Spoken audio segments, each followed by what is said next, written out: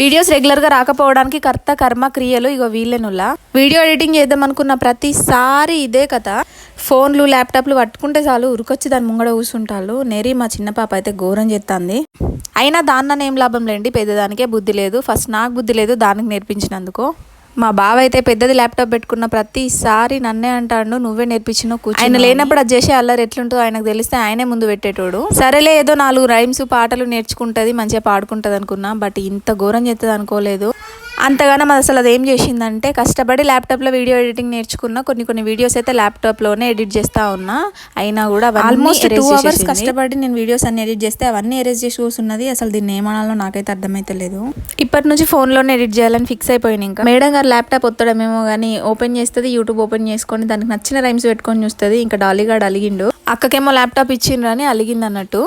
మెల్లమెల్లగా డాలీగానికి కూడా బొమ్మలు అలవాటు అయిపోతున్నాయి. ఇంకా డాలీగాని కోసం అయితే గున్ను కూడా ఒక ఫోన్ ఇచ్చేసింది ఆమెకి ఆడుకుంటుందని. బట్ ఏదేమైనా కూడా పిల్లలకైతే బొమ్మలు అస్సలు అలవాటు చేయొద్దబ్బా.